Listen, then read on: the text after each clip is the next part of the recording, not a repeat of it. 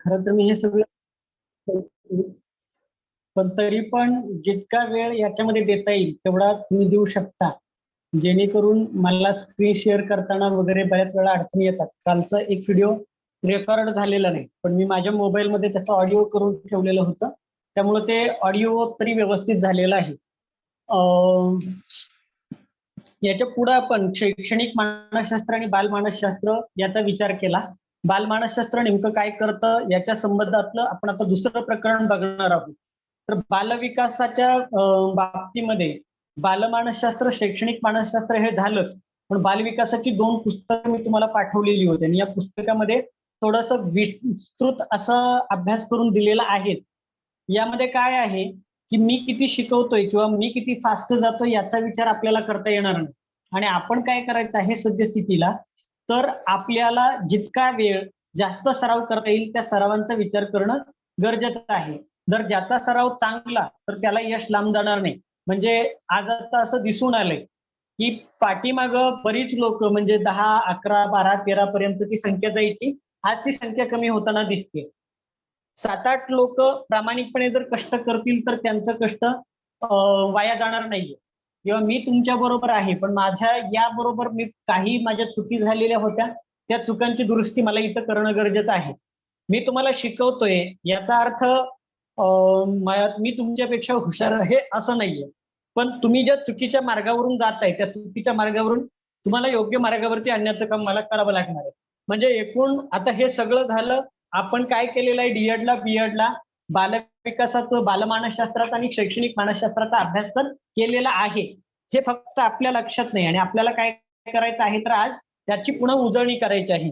बालविकासाचा आपण ज्यावेळी विचार करतो त्यावेळी बालविकासाचा विचार करताना आपण पाठीमागच्या व्याख्यानमध्ये बालविकासाची बाब बघितलेली होती की बालविकासामध्ये काय केलं जातं तर त्याच्या जन्मपूर्व अवस्थेपासून आल्यानंतर ज्या अवस्था असते किंवा मरेपर्यंत ज्या सगळ्या अवस्थांचा अभ्यास त्या ठिकाणी केला जातो. आता खरं तर बालकाचा विकास कुठं होतो तर जन्मपूर्व अवस्थेमध्ये एक छोटासा जीव आणि तिथून पुढे 9 महिन्याचा गोळा, याच्यामध्ये टप्प्याटप्प्यानं त्याचं नाक तयार होणं, डोळं तयार होणं, केस तयार होणं, हे सगळं येतं. ह्या वैकासिक अवस्था आहेत. पण जन्माला आल्यानंतर 2 ते 2.5 किलोचा गोळा आणि तिथून काही सेंटीमीटर मध्ये असणारी उंची, ते उंची असणारं लहान बालक, त्याची अवस्था, वाढ आणि विकास जिथं होतो त्यांचा अभ्यास बालविकासामध्ये केला जातो. आता बालविकासाचा समावेश नेमका कशामध्ये होतो याचा एक प्रश्न येतो. तर बालविकासाचा समावेश होताना बालविकास हा मानवी विकासामध्ये होतो.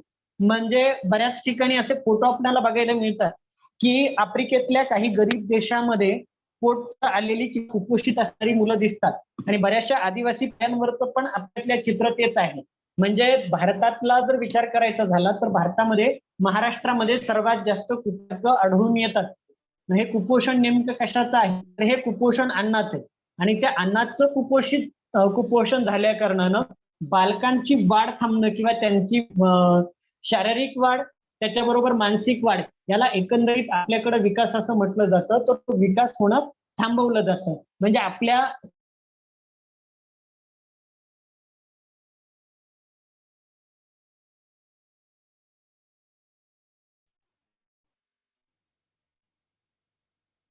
एकच मिनिट.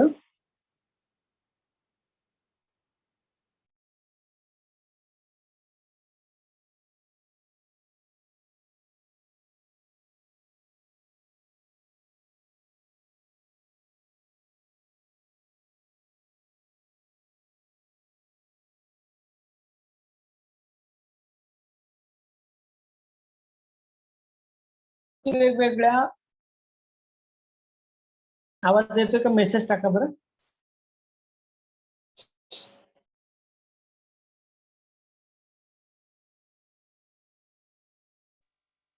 आपल्या टीव्हीवरती वेगवेगळ्या जाहिराती दाखवल्या जातात की कॉम्प्लॅन पिल्यानं मुलाची उंची वाढते, त्याचा विकास होतो किंवा कुठलं तरी च्यवनप्राश खाल्ल्यानं काय होतं तर त्याची बौद्धिक वाढ होते असं सांगितलं जातं. एकंदरीत वाढीच्या आणि विकासाच्या या ज्या प्रक्रिया आहेत त्या विशिष्ट वयानंतर थांबतात, पण विकास मात्र आजन्म चालू असलेला दिसून येतो. वाढ हा जो बदल आहे तो वाढ हा बदल जो आहे तो मोजता येईल असा परिणामकारकरित्या परिणाम करणारा बदल आहे. म्हणजे वाढ मोजता येते असा परिणामात्मक बदल आहे. आणि विकास काय करतो, तर हा विकास व्यक्तीमध्ये सूक्ष्मपणे सातत्यानं घडून येणारा गुणात्मक बदल आहे. वाढ हा परिणामात्मक बदल आहे, विकास हा गुणात्मक बदल आहे. पहिल्या गोष्टींमध्ये किंवा याच्यामध्ये वाढ आणि विकास याच्यातला फरक लक्षात घेताना आपल्याला काय करायचं आहे, वाढ ही मोजता येते. सेंटीमीटर, उंच, फूट याच्यामध्ये आपल्याला मोजता येते. आणि विकास मात्र तो मोजत असताना तो सूक्ष्मपणे सातत्यानं घडून येणारा बदल आहे.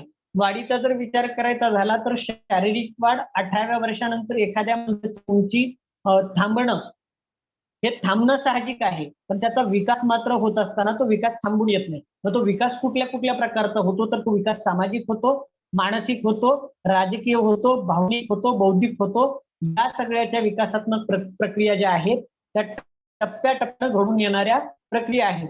आता इथं वाढ आणि विकास याच्यामधला फरक स्पष्ट केलेला आहे. यामध्ये वाढ जो आहे तो वाढ हा संख्यात्मक बदल आहे. म्हणजे जसं मी आता सांगितलं संख्यात्मक बदल कसा आहे, तर फूट, सेंटीमीटर, उंच याच्यामध्ये ते मोजलं जातं. हा संख्यात्मक बदल आहे. विकास हा गुणात्मक बदल आहे. विकास बदलेल हे सांगता येत नाही. 10वीला 3 वेळा नापास झालेला एखादा मुलगा IPS होऊ शकतो, हा गुणात्मक बदल आहे. यांच्यानंतर वाढीचा जर विचार करायचा झाला तर उंची होत जातात. आणि हे बदल होताना काय होतं, एखाद्या व्यक्तीची उंची जर तो खुजा असेल तर तो वाढत जातो, त्याचं वजन वाढत जातं, त्याच्या केसांमधली रचना बदलत जाते, त्याची शरीर रचना बदलत जाते आणि एकंदरीत त्याचे अवयव याच्यामध्ये बदल होतात.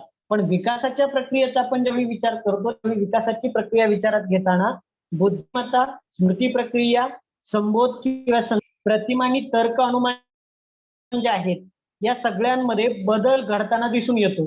म्हणजे आज माझी बुद्धिमत्ता ही आहे, एखादी गोष्ट जर मला समजत नसेल तर ती गोष्ट समजत नसताना समजून घेण्यासाठी माझी बुद्धिमत्ता काय म्हणते, मला गणित येत नव्हतं किंवा बुद्धिमत्तांची उदाहरणं सुटत नव्हती, तर ती सुटत नसताना सुद्धा मी ती सुटण्यासाठी प्रयत्न करणं म्हणजे बुद्धिमत्तेमध्ये बदल होणं. पुढची प्रक्रिया काय आहे, एखादी गोष्ट आपल्यासाठी किती काळ किती लक्षात ठेवायची. म्हणजे माणसांचं असं असतं की चांगल्या गोष्टी आठवून माणसं सुखद अशा भावनांकडे वळतात.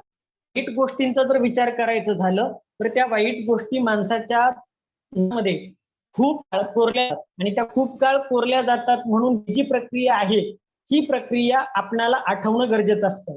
संबोधन किंवा संकल्पना, काही संकल्पना आपल्या डोक्यामध्ये अशा बसलेल्या असतात की त्या संकल्पनांचा विचार आपण आयुष्यभर करतो. प्रतिमांच्या बाबतीमध्ये पण येतं.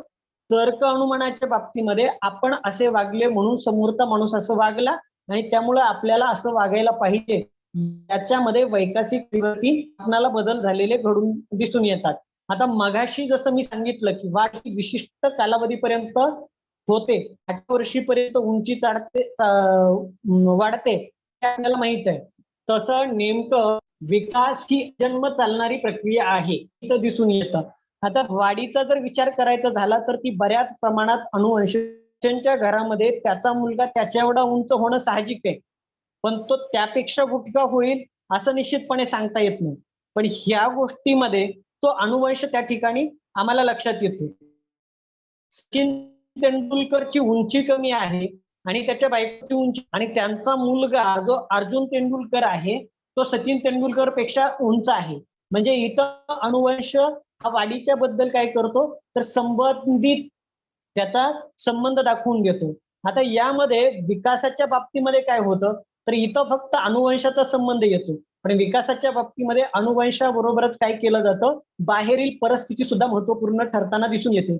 एखादा मुलगा जर हुशार असेल, त्याला चांगलं पोटेन्शियल लाभलं, त्याच्या भोवतीची परिस्थिती चांगली लाभली, तर तो आणखी हुशार होऊ शकतो.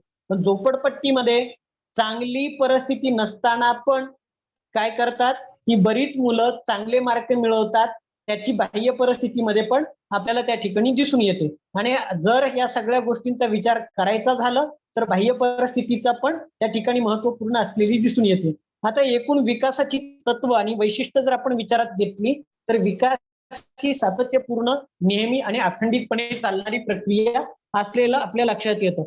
विकास जो आहे, त्या विकासाचं स्वरूप जे आहे, ते स्वरूप क्रमबद्ध आहे. म्हणजे विकास कसा व्हायचा हे निश्चितपणे टप्प्याटप्प्यानं क्रमिकरित्या चालत येतं. म्हणजे मूल जन्माला आलं तर पहिल्या दिवशी उठून उभं राहिले, लगेच चालायला लागले, मस्तपैकी आपल्या वडिलांना म्हणते की काय डॅडी काय चाललंय, तुमचं बरं आहे का, मम्मी माझ्यामुळं तुला त्रास झाला का, हे विचारणं हे पहिल्या दिवशी होत नाही. मूल जन्माला आल्यानंतर ते रडणं, मान त्यानं न धरणं किंवा त्याच्या अवयवांची हालचाल मंदपणे होणं किंवा अवयव व्यवस्थितपणे न हलणं, कालांतरानं त्या अवयवांमध्ये एक प्रकारचा जीव येणं किंवा त्यांच्यामध्ये जडपणा यायला लागणं, हे जसं आहे तसं टप्प्याटप्प्यानं त्यानं मान धरणं, मूल पालथं पडणं, रांगणं, कशाला तरी धरून उभा राहायला लागणं, चालणं आणि चालल्यानंतर मग बोलायला लागणं. ह्या ज्या प्रक्रिया आहेत त्या क्रमबद्ध आणि टप्प्याटप्प्यानं होणाऱ्या प्रक्रिया आहेत. याच्यामध्ये काय आहे, की विकासाचं स्वरूप जे आहे ते संकलित आहे. संकलित म्हणजे आम्हाला ते दिसून येतंय आणि दिसून येताना याच्यामध्ये कुठल्याही प्रकारचा बदल दिसून येत नाही. मूल पालथं पडणं, रांगणं, चालणं, बोलणं वगैरे हे सगळं त्याच्यामध्ये येतंय. तरुण झाला, तरुणानंतर म्हातारपण येणं, हे जे विकासाचं स्वरूप आहे ते स्वरूप मात्र आमच्यासाठी क्रमबद्ध आणि संकलित असलेलं दिसून येतं. विकास हा स्थूलाकडून सूक्ष्माकडे जातो. म्हणजे काय होतं, की खूप मोठ्या गोष्टीतून एखाद्या लहान गोष्टीपर्यंत जाऊन पोहोचणं हे विकासाचं महत्वाचं वैशिष्ट्य आहे. त्याच्याबरोबर काय होतं, की एखाद्या व्यक्तीची शारीरिक, मानसिक आणि भावनिक ही अंग विकासाच्या पातळीवरती परस्परांवर अवलंबून असतात, हे दिसून येतं. आता ते कसं दिसून येतं, की एखादा शारीरिक अंगानं लठ्ठ असणारा माणूस, त्याला पळण्याच्या शर्यतीमध्ये भाग लावला आणि ज्याचं शारीरिक कंडिशन ही ॲथलेटिक आहे. त्या दोघांमध्ये पळायची शर्यत लावली तर ॲथलेटिक असणारा जिंकणार आहे. एखादा मरतुकडा आणि एखादा स्थूल किंवा लठ्ठ माणूस यांच्यामध्ये पळायची शर्यत लावली तर मरतुकडा जिंकणार आहे. हे शारीरिक पद्धतीवरती अवलंबून आहे, की आपल्याला किती पळायचं आहे. आणि यामध्ये काय होतं, की मानसिक गोष्टींचा पण विचार होणं गरजेचं आहे. मी परवा YouTubeवरती एक व्हिडिओ बघत होतो, की कॅनडाची एक उंच उडी मारणारी ॲथलेटिक, हिच्याकडं कॉन्फिडन्स फुल होता आणि कॉन्फिडन्स फुल असताना फुल कॉन्फिडन्सनं ती जी बांबूची उडी असते, ते उडी मारताना तिच्या चेहऱ्यावरचा जो ॲटिट्यूड होता किंवा तिच्या चेहऱ्यावरचा जो आत्मविश्वास होता, त्या आत्मविश्वासाच्या जोरावरती तिला किती उंच उडी मारायची ही ती निश्चितपणे ठरवू शकत होती. मग तिचा पहिला प्रयत्न, दुसरा प्रयत्न, तिसरा प्रयत्न, एक प्रयत्न अपयशी झाला तरी सुद्धा जाणे दे, मला पुढचा प्रयत्न चांगला द्यायचा आहे, हे तिच्या चेहऱ्यावरती दिसून येत होतं. पण त्याच्या जोडीला मी भारताच्या खेळाडूच्या चेहऱ्याकडे जर बघितलं, तर 139 कोटी जनतेच्या नजरा तिच्या एकटीवरतीच आहे आणि त्या सगळ्या लोकांचं टेन्शन तिच्या चेहऱ्यावरती स्पष्टपणे दिसून येत होतं. म्हणजे एखाद्या खेळाचा पूर्णपणे आनंद आपल्याला घ्यायचा आहे याचा विचारच तिच्या डोक्यामध्ये नव्हता. तर मला जिंकायचं आहे, नाही जिंकले तर लोक काय म्हणतील? नेमकं टीईटीच्या परीक्षा देताना पण तुमच्यावरती काय होतं, तर हे बर्डन येतं, की आम्ही काय केलंय, फॉर्म भरलाय, लग्न झालंय, पेपर द्यायचा आहे, मग मुलं विचारतात त्यावेळी तुझा स्कोर किती आला, किती मार्क पडली, पास होशील का? किंवा नवऱ्याचं, सासू-सासऱ्याचं सगळ्यांचं मत असतं, की लग्न झालंय ना आता हिला अभ्यास करायची काय गरज आहे. यामध्ये काय आहे, की हे बर्डन घेऊन जर आम्ही पेपरला गेलो, तर पेपरला गेल्यानंतर काय होतं, तर हे सगळं आम्हाला तिथं आठवायला लागतं. मग थॉर्नडाईकनं काय सांगितलं, स्किनरनं काय सांगितलं, प्रो अँड प्रोची काय मतं आहेत, ही मतं आमच्या लक्षात येत नाहीत. आमच्याकडं शेजारी काय म्हटला, मग इथपर्यंत येण्यासाठी आपल्याला किती त्रास झाला. विकासाच्या पातळीवरती शारीरिक, मानसिक आणि भावनिक ही अंग परस्परावरती अवलंबून आहेत. हे वाक्य इथं इतकं महत्वाचं आहे, की आम्हाला आमची परीक्षा देताना किंवा विकास करताना सुद्धा या सगळ्या अंगाचा विचार करणं गरजेचं आहे. आणि यामध्ये मग एक कथा तुम्ही प्रत्येकानं वाचली असेल, की एका मोबाईलच्या टॉवरवरती चढायची शर्यत बेडकांची लागली. सगळे बेडूक तयार झाले, निम्मे अर्धे पडले खाली आणि एकच बेडूक शेवटपर्यंत पोहोचला. मला फक्त यातलं तात्पर्य तुम्हाला सांगणं महत्वाचं वाटतं आणि ते सांगायचं काय आहे, की तो बेडूक ज्यावेळी टॉवरवरती पोहोचला, परत आल्यानंतर सगळ्यांनी त्याचे हार तुरे घालून आपलं सत्कार केलं. आता तो ऑलिम्पिक मेडल जिंकल्यासारखा त्याचा जंगी सत्कार झाला. आणि तो सत्कार होताना त्याला विचारण्यात आलं, की आम्ही एवढे ओरडून होतो, सगळं हे होतं, तू वर कसं काय पोहोचला? तर त्यानं कुठलंच उत्तर दिलं नाही. पण त्याचा एक मित्र बाजूला उभा राहिला होता. तो म्हटला, की हा बेडूक बहिरा आहे. तुम्ही काय म्हटला हे त्याला ऐकू गेलं नाही. आम्हाला टीईटीची उद्याची परीक्षा देताना पहिल्यांदा हा विचार करायचा. परीक्षा 10 ऑक्टोबरला होईल का? हा आमचा प्रश्न नाही. आम्ही फॉर्म भरलाय, परीक्षा होण्याच्या वेळी होणारच आहे. मात्र आम्ही असा विचार नाही करून चालणार, की 10 ऑक्टोबरला परीक्षा नाही झाली तर काय करायचं किंवा हे मग अभ्यास केलेला वाया जाईल किंवा हे होईल. दुसरी गोष्ट याच्यामध्ये काय आहे की भावनिक अंगाबरोबरच सामाजिक अंग पण महत्वाचं आहे. मी आता इथं रोज तुम्ही इथपर्यंत बसता ऐकता, यानंतर पुन्हा मी लेक्चर पुन्हा एकदा सोडतो. याच्यामध्ये सगळ्यात महत्वाचं टेन्शन तुम्हाला असेल की सरांकडून पूर्ण सिलेबस होईल का, तर त्याची हमी मी देतो की अभ्यासक्रम पूर्ण करण्याची जबाबदारी माझी, तर तो अभ्यासक्रम पूर्ण करण्याचं काम सुद्धा मी करणार आहे.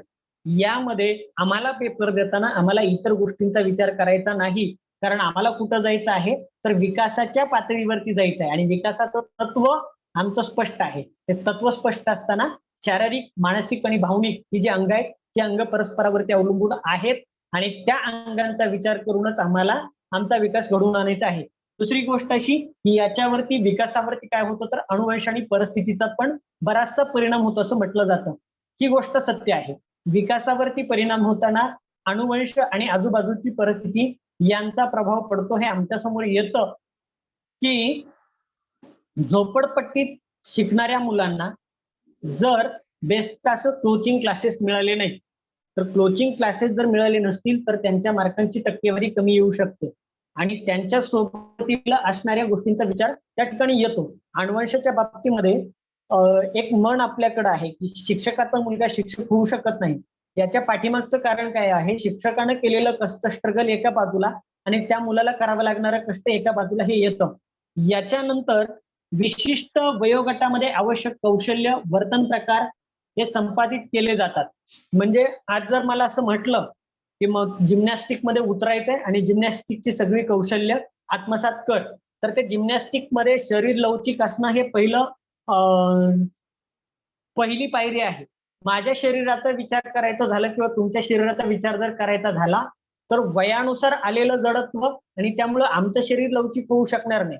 रामदेव बाबा जसं त्यांचं शरीर पिळदारपणे किंवा लवचिकपणे रबरासारखं वाकवतात, तसं जर करायला गेलो तर हात किंवा पाय मोडून 15 दिवस अंथरुणावरती पडावं लागेल. त्यामुळं विशिष्ट वयोगटामध्ये आवश्यक कौशल्य आणि वर्तन प्रकार हे संपादित केले जातात, आत्मसात केले जातात आणि याच्यामध्ये काय आहे तर विकासाचे ठराविक टप्पे असतात आणि त्या टप्प्यानुसारच विकास घडत येतो. म्हणजे मगाशी मी सांगितलं तसं स्वरूप हे क्रमबद्ध आहे, तसंच विकासाचे पण ठराविक टप्पे आहेत. कारण काय, जन्माला आल्यानंतरच हाय हॅलो म्हणणारं मूल जन्माला येत नाही, तर ते टप्प्याटप्प्याने येतं. आता यामध्ये काय आहे, विकासाची गती प्राथमिक अवस्थेमध्ये अधिक असते. म्हणजे 1 ते 2 वर्षाच्या काळामध्ये मूल जेवढं ग्रास्पिंग करतं, चालायला शिकणं असेल, पळणं असेल किंवा बोलायला शिकणं असेल, हा जो प्रकार आहे तर डेव्हलपमेंटच्या बाबतीमध्ये मुलगा किंवा लहान मूल हे जवळजवळ 80% टप्पा हा पहिल्या किंवा दुसऱ्या वर्षामध्ये पूर्ण करून घेतं. विकास हा म्हणजे याच्यामध्ये ही गती अधिक असलेली दिसून येते. आता विकास हा संश्लेषणात्मक अवस्थेमध्ये दिसून येतो की त्याचं संश्लेषण, विश्लेषण आपल्याला करता येऊ शकतं. कोणतीही क्रिया पूर्ण होण्यापूर्वी अनेक शारीरिक, मानसिक आणि भावनिक कौशल्य यांच्यात सांगड घातली गेलेली दिसून येते. संश्लेषणात्मक आहे, टप्प्याटप्प्यानं त्याचे वेगवेगळे टप्पे आपल्याला दिसून येतात. तर यामध्ये वाढ आणि विकासाच्या अवस्था पण आपल्याला बघायच्या आहेत. तर त्या वाढ आणि विकासाच्या अवस्था बघताना शारीरिक वय हा निकष मानला जातो. म्हणजे शारीरिक वयानुसार काय केलं जातं तर माणसाची वाढ आणि त्यांचा विकास कसा होतो हा निकष बालमानसशास्त्र किंवा बालवैकासिक शास्त्र विचारात घेतं. आणि ते विचारात घेत असताना डॉक्टर अर्नेस्ट जोन्स यांनी काय केलेलं आहे, वाढ आणि विकासांच्या अवस्थांसंबंधी दीर्घकाळ संशोधन केलेलं आहे आणि त्या संशोधनानुसार त्यांनी काय केलेलं आहे तर विकासाच्या अवस्था मांडण्याचा प्रयत्न केलेला आहे किंवा मांडल्या आहेत आणि त्या अवस्था पुढील पद्धतीने आहेत. याच्यामध्ये वैकासिक अवस्थेचा विचार करताना अर्नेस्ट जोन्स यांनी जन्मपूर्व अवस्था आणि जन्मोत्तर अवस्था या 2 अवस्थांचा विचार केलेला आहे. जन्मपूर्व अवस्थांमध्ये जनन अवस्था म्हणजे गर्भामध्ये पिंड तयार होण्याची जी अवस्था आहे ती पिंड तयार होण्याची अवस्था जन्म ते 2 आठवडे या काळामध्ये. गर्भावस्थेचा जो कालखंड आहे तो गर्भावस्थेचा कालखंड 2 ते 10 आठवड्यामध्ये दिसून येतो. भ्रूण जे असतं ते 10 आठवडे ते जन्मापर्यंत दिसून येतं. अर्भकावस्था जी आहे म्हणजे मूल जन्माला आल्यानंतर जन्मानंतरचा 1 महिन्याचा जो कालखंड आहे त्याला अर्भकावस्था असं म्हटलं जातं. आता जन्मोत्तर म्हणजे 9 महिने 9 दिवसानंतर जे मूल जन्माला येतं त्या अवस्थानंतरच्या जन्मोत्तर अवस्थेमध्ये म्हणजे पहिला जर आपण विचारात घेतला तर जन्मानंतरचा 1 महिन्याचा जो कालखंड आहे तो कालखंड अर्भक अवस्थेचा विचारात घेतला जातो. पण त्याच्या जोडीलाच काय केलं जातं, 3 आठवड्यापासून 2 वर्षापर्यंत ती अवस्था शिशु अवस्था किंवा तिला शैशवावस्था असं म्हटलं जातं. आता ही शिशु अवस्था काय असते, तर आपल्याकडे शिशु वर्ग घेतले जातात की मुलांवरती संस्कार कसे करणं वगैरे. हा एक अलीकडचा एक वेगळा प्रकार या ठिकाणी यायला लागलाय. त्याच्यावरती मी जास्त भाष्य करणार नाही.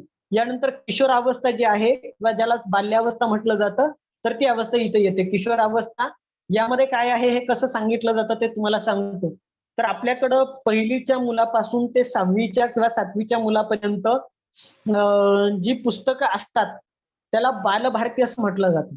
आणि ही बालभारती 8वीच्या मुलांपर्यंत येते. 8वीच्या पुढच्या मुलांसाठी मात्र कुमार भारती हे पुस्तक असतं. आणि मग इथं आपल्याला ते दिलंय की किशोरावस्था किंवा बालावस्था किती आहे? 6 ते 12 वर्ष वयोगटामध्ये आहे.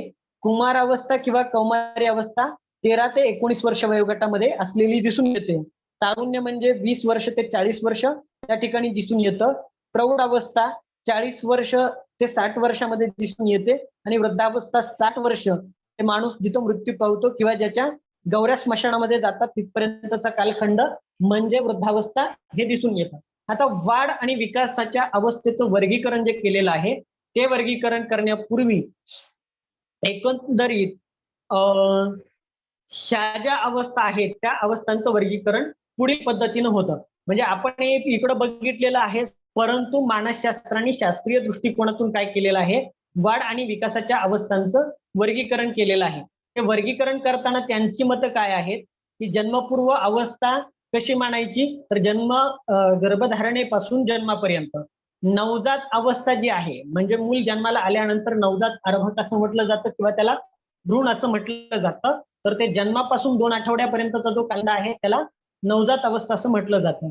शिशु अवस्था 3 2 आठवड्यापर्यंतचा कालखंड म्हणजे शिशु अवस्था. त्यानंतर पूर्व बाल्यावस्था 3 वर्षापासून 5 वर्ष पूर्ण होईपर्यंत जे मूल असतं त्याला बालक असं म्हटलं जातं. त्यानंतर उत्तर बाल्यावस्था ज्याला बाल अवस्था असं, बाल्यावस्था 6 वर्षापासून 12 वर्ष पूर्ण होईपर्यंत बाल्यावस्था येते आणि कुमार अवस्था जी आहे ती 13 वर्षापासून 19 वर्ष पूर्ण होईपर्यंत येते. हे आमच्या समोर येतं. आता यानंतर जन्मोत्तर ज्या अवस्था आहेत त्या जन्मोत्तर अवस्थांचा विचार करणं गरजेचं वाटतं. त्या जन्मोत्तर अवस्थांमधली पहिली अवस्था आहे शिशु अवस्था किंवा ज्याला शैशवावस्था असं म्हटलं जातं. बालकाच्या जन्मानंतर पहिली अवस्था ही 5 वर्षापर्यंत असते आणि मग शिशूंचे नर्सरी ज्याला आपण किड्स असं म्हणतो, म्हणजे इंग्लिश मीडियम शाळामध्ये नर्सरी स्कूल, नंतर येतं ज्युनियर के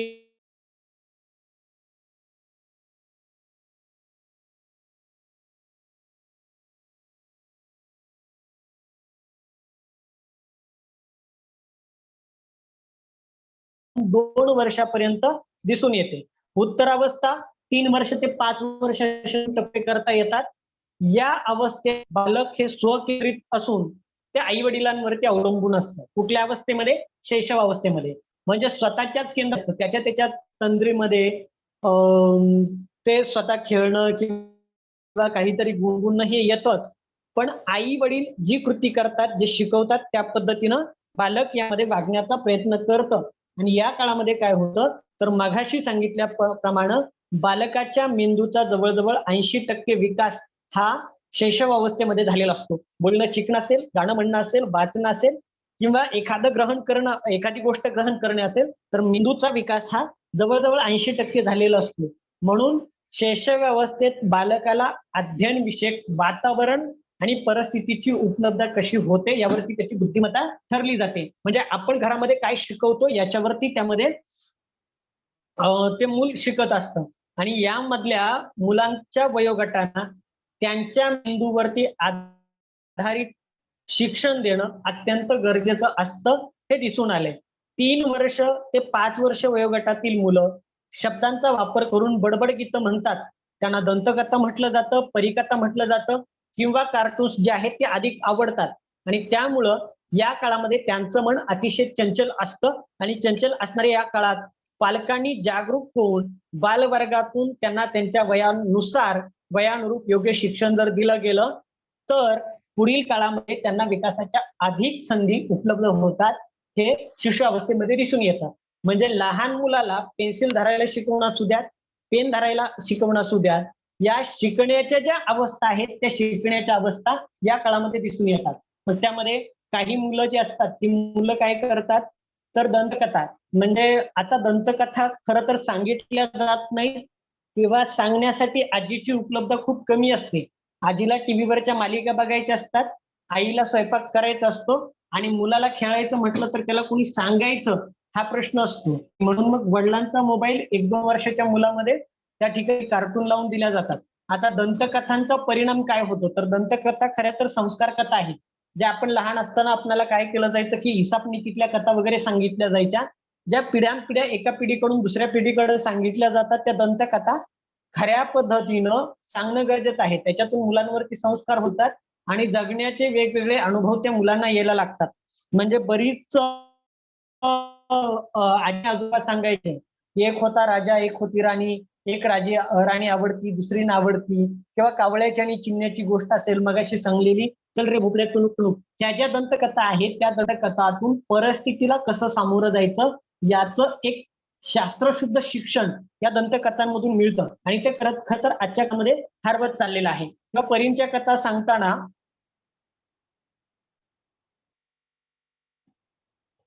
ख्रिश्चन धर्मीय लोक त्यांच्या मुलांना एखादी गोष्ट ज्यावेळी पठवून देतात किंवा त्यांच्या मुलाचा देवावरती विश्वास बसावा याच्यासाठी ती मुलं पालक काय करतात तर आपल्या मुलांना सांगतात की हे जे सगळं झालेलं आहे किंवा हे सगळं दिलेलं आहे ते एका परीने येऊन दिलंय आणि परीने काय केलेलं आहे तर रात्रीच्या वेळी तुझ्या उशाला ते ठेवून गेलेले आहे असं सांगितलं जातं.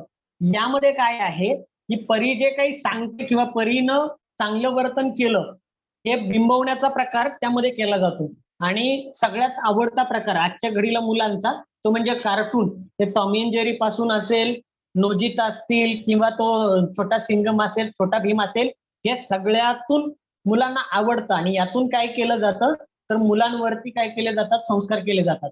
मला आता ते कार्टून्सच्या बाबतीमध्ये माझी खूप मोठी तक्रार आहे की त्याच्यामुळं काय होतंय भाषिक एक संमिश्रता तयार झालेली. म्हणजे मुलं बोलताना हिंदी, मराठी आणि इंग्रजी या तीनही भाषा बोलतात हे दिसून आलेलं आहे. आणि याच्यानंतरची जी अवस्था आहे ती अवस्था आहे किशोर अवस्था. जन्मोत्तर अवस्थेतली ही दुसरी अवस्था आहे. ही अवस्था 6 वर्ष ते 12 वर्ष या कालखंडामध्ये असते. या अवस्थेमध्ये पूर्व किशोर अवस्था आणि उत्तर किशोर अवस्था अशा 2 अवस्था येतात. यामधली पूर्व किशोर अवस्था जी येते ती 6 वर्ष ते 9 वर्ष येते आणि उत्तर किशोर अवस्था जी येते ती 9 वर्ष ते 12 वर्ष या 2 कालखंडामध्ये येते. आता या अवस्थांमध्ये काय होतं शारीरिक म्हणजे मुलं जी असतात ती वेगवेगळ्या प्रकारची कौशल्य आत्मसात करायला लागलेली असतात किंवा प्राप्त करतात. ही मुलं काय करतात तर चित्र काढणं, खेळणं, त्यानंतर चांगलं वाचन लेखन करणं याच्यामध्ये भाग घेताना मग्न होताना दिसतात. आणि 9व्या वर्षानंतर त्यांची अवधान कक्षा म्हणजे ग्रास्पिंग पॉवर पण चांगली वाढलेली दिसून येते आणि त्यांची जिज्ञासा वृत्ती वाढते. म्हणून 3री नंतर 4थीच्या वर्गामध्ये मुलगा ज्यावेळी जातो त्यावेळी 4थीच्या वर्गामध्ये जात असताना ही मुलं काय करतात तर शिक्षकांना अनेक प्रश्न विचारायला चालू करतात. त्याच्या पाठीमागचं कारण काय असतं तर त्यांची जिज्ञासू वृत्ती किंवा चौकस बुद्धी ही वाढलेली दिसून येते. यानंतर किशोरावस्थेमध्ये मुलांना वेगवेगळ्या प्रकारची कौशल्य प्राप्त होतात. त्यामुळे ती चित्र काढणं, त्यानंतर खेळणं, चांगलं वाचन करणं हे त्यामध्ये येतं. या अवस्थेमध्ये शारीरिक वाढ थांबून परिपक्वतेने काय करतात तर कौशल्य आत्मसात व्हायला लागतात. म्हणजे 6 ते 12 या वयोगटामध्ये काय होतं जेवढी फास्ट वाढ झालेली होती ती हळूहळू व्हायला लागते आणि वाढ होताना मेंदूचा विकास होणं किंवा इतर कौशल्य जे आहेत ती कौशल्य आत्मसात होऊ लागतात. आणि त्यामुळे या कालावधीला वाढीचा आणि दृढीकरणाचा काळ असं म्हटलं जातं.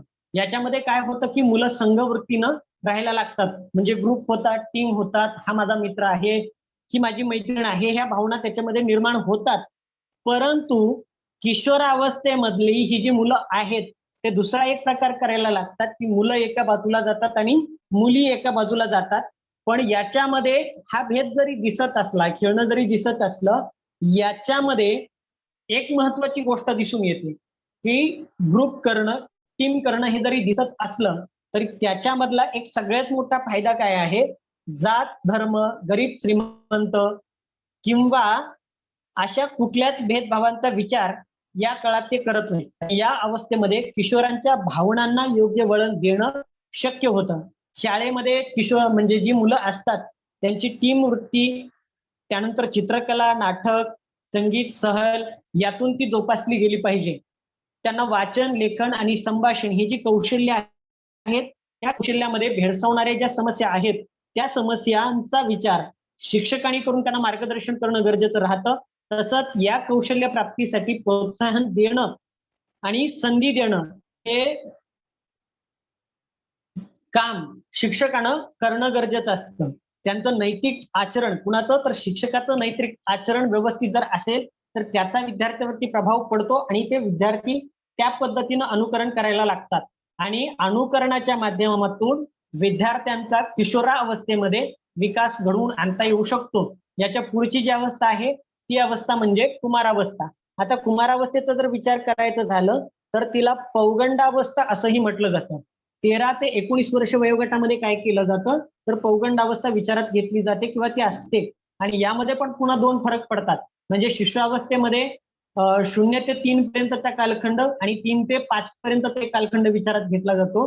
किशोरावस्थेमध्ये काय केलं जातं, 6 ते 12 वर्ष वयोगटाचा कालखंड विचारात घेताना 6 ते 9चा एक कालखंड विचारात घेतला जातो आणि 9 ते 12चा एक कालखंड विचारात घेतला जातो.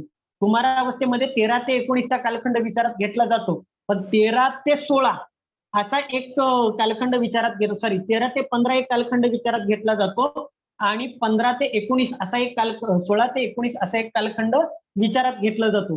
हे कालखंड विचारात घेतले जात असताना या काळामध्ये कुमारांच्या किंवा मुलांच्या शारीरिक, मानसिक बदल कुठले होतात ते बदल त्यांचं निरीक्षण करणं गरजेचं ठरतं.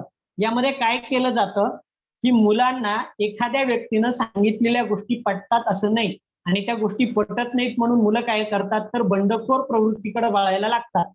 आणि मग स्वतःचं शहाणपण खूप मोठं आहे वगैरे हे जे दाखवण्याचा प्रयत्न होतो, तो यातून होतो. आणि म्हणून ही कुमारावस्था जी आहे त्या कुमारावस्थेचा कालखंड हा बंडखोर वृत्तीचा कालखंड म्हणून ओळखला जातो. याच्यामध्ये सगळ्यात महत्वाचं काय आहे, की किशोरावस्थेमध्ये जरी मुलं मुली वेगळी होण्याच्या मार्गावरती लागलेली असतील, पण कुमारावस्थेमध्ये एकमेकांबद्दल आकर्षण निर्माण होण्याचा कालखंड यामध्ये येतो. आणि त्यामुळं काय होतं, वास्तविक परिस्थिती काय आहे किंवा सामाजिक परिस्थिती काय आहे याचा विचार होत नाही आणि आदर्श मूल्य यांचं दडपण त्यांच्यावरती यायला लागतं. म्हणजे कुणीतरी एक सामाजिक नियम घालून दिलेले असतात, की मुलं आणि मुली एकत्रित येणं किंवा मुलं आणि मुली यांना एकमेकांना बोलणं, याच्यामधून एखादी वाईट कृती किंवा चुकीचं कृत्य घडू शकतं असं त्यांचं मत येतं. परंतु या कालखंडामध्ये खरं तर त्यांना पालकांशी संवाद साधणं किंवा पालकांनी मुलांबरोबर संवाद साधणं गरजेचं असतं आणि या कालखंडामध्ये त्यांच्याकडे जी बंडखोर वृत्ती वाढते त्यामुळं तो संवाद कुठंतरी खुंटला जातो. इथं काय झालेलं असतं, तर त्यांची विचारशक्ती ही अधिक वाढलेली असते आणि ती वाढलेली असताना अमूर्त विचार जे असतात, जे विचार माहीत नाहीत ते जाणून घेण्याची प्रवृत्ती वाढलेली असते. त्याच्या जोडीला काय झालेलं असतं, तर तर्क, अनुमान म्हणजे तार्किक शक्ती त्यांची वाढली गेलेली असते. यामध्ये मुलांची आणि मुलींची मतं ही स्वतंत्ररित्या तयार झालेली असतात आणि त्यांच्या अभिरुची पण वेगवेगळ्या क्षेत्रामध्ये तयार झालेली असतात. इथं काय होतं, मुलांचे गट वेगळे बनतात, मुलींचे गट वेगळे बनतात. ते एकत्र खेळताना फारसे दिसत नाही. आपल्या मुलं जी असतात ती काय करतात, तर आपल्याला आवडणाऱ्या व्यक्तींचे व्यक्तिपूजक बनायला चालू होतात. आणि यामध्ये काय होतं, या वयातली मैत्री जी आहे ती मैत्री समान आवडी-निवडी, मूल्य आणि वृत्ती यावरती तयार झालेली दिसून येते. आणि यामुळं काय होतं, की बऱ्याच चांगल्या आणि वाईट गोष्टींची जाणीव या काळामध्ये व्हायला लागते. आणि त्यामुळं मुलं काय करतात, की आपण बरोबर वागतोय की चुकीचं वागतोय याच्यामुळं त्यांच्यामध्ये कन्फ्युजन यायला लागतं. त्यामध्ये शिक्षकांनी केलेलं मार्गदर्शन त्या ठिकाणी करणं गरजेचं असतं किंवा विषमलिंगी व्यक्तींबद्दलचं जे आकर्षण असतं, ते आकर्षण पण नैसर्गिक असल्याचं त्या ठिकाणी सांगावं लागतं. बऱ्याच मुलांमध्ये मग याच्यामध्ये खरं तर हा आपल्या शिक्षणाचा भाग आहे, की कामवासनेविषयी किंवा सेक्स एज्युकेशन विषयी त्या ठिकाणी काय केलं जातं, तर मुलं आकर्षित व्हायला लागतात आणि अशा काळामध्ये त्याचं उदात्तीकरण करून कला, साहित्य, क्रीडा, संगीत, नाट्य या क्षेत्रामध्ये अभिनव कामगिरी करण्यासाठी काय केलं पाहिजे, विद्यार्थ्यांना प्रेरित करणं गरजेचं असतं. त्याच्यातले तोटे, त्याच्यातले फायदे किंवा त्याच्या ज्या चुकीच्या बाजू आहेत हे समजून देणं गरजेचं असतं. त्या झाकून ठेवण्यातून विद्यार्थी चुकीच्या मार्गाने त्याच्याकडे वळायला लागतात आणि अशा पद्धतीनं काम करणं गरजेचं असतं. मुलांना त्यांची मतं मांडण्यासाठी प्रेरित करणं ही म्हणजे कुमारावस्थेतल्या विकासाची एक गरज आहे आणि त्या गरजेतून हे निर्माण होणं गरजेचं आहे. अशा पद्धतीचं शिक्षण देणं आपल्याला गरजेचं वाटतं. एकंदरीत जन्मोत्तर अवस्थांमधल्या शिशुअवस्था, किशोरावस्था आणि कुमारावस्था यांचा विचार आपण केलेला आहे. तर उद्या आपण काय करूया, विकासाच्या ज्या उपपत्ती आहेत त्या उपपत्ती आणि मानसशास्त्राचा पुढचा भाग यांचा विचार करूयात. परवाच्या तासाला मात्र मराठीतले एक मजेशीर प्रकरण तुमच्या सगळ्यांसाठी मी सांगणार आहे. ते म्हणजे जे प्रकरण आहे अलंकाराचं, त्या अलंकाराचं प्रकरण मी मात्र परवाच्या तासाला घेईन. उद्या आपण काय करूयात तर मानसशास्त्राचं पुढचं प्रकरण संपवूयात. सगळ्यांनी लेफ्ट झालं तर काही हरकत नाहीये.